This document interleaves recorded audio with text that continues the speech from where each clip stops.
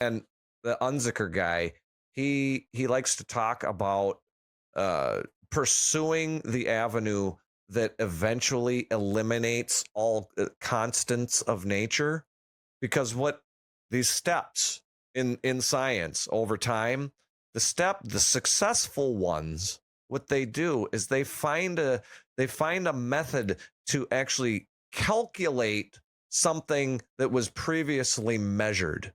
And once you have the ability to calculate simply from the magnitudes and quantities of relationships and things like that, where there are no units like kilograms or seconds or time or anything, that's when you make real progress.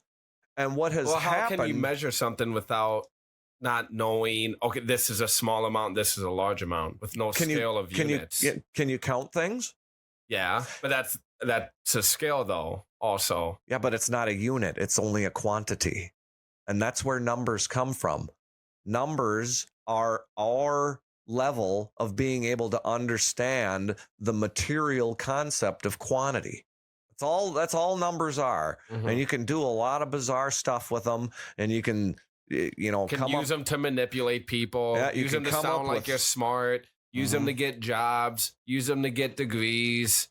And you know use what? them to make money. You can use numbers for a lot of things. Do you know what else you find out when you go back and you look at the history of science? I happen to have taken an upper division history of 19th century knowledge physics jerk class on everyone. Tell them what degrees you got. Well, I just have a bachelor's of science in physics from the University of Minnesota. Physics, I mean, that's a pretty good degree. The math got too intense for me. But do you know what? What was the highest math class you took? I took one class that was called Calculus 7.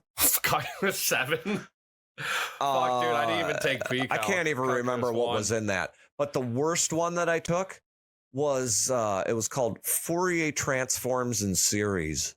And what you use it for, I mean, it's very useful, but understanding how the functions and all of the tricks to deriving things and solving equations and shit works, it just got beyond me, because it's just an absolute sea of known identities and exceptions and all this stuff, and I can't tolerate it. The real advances in science, they're always made after people recognize relationships. And the funny part about that is that economy is the same way. Today, nobody studies economy now. What they do is they fidget with econometrics.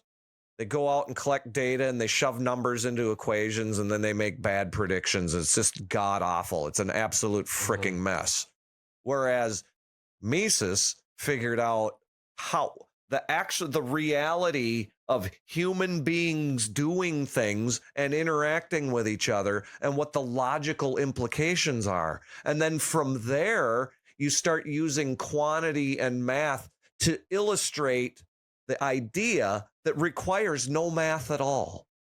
Like when you talk about how people value things, human beings do not calculate value. They order value. And it's the only way that people taking steps in time can be understood to actually function. I feel like there's something very natural about us valuing things also. Like I was never taught in school or even like by my parents or anyone how to value something. That's something that's like inherently just coded. You know what I mean? Like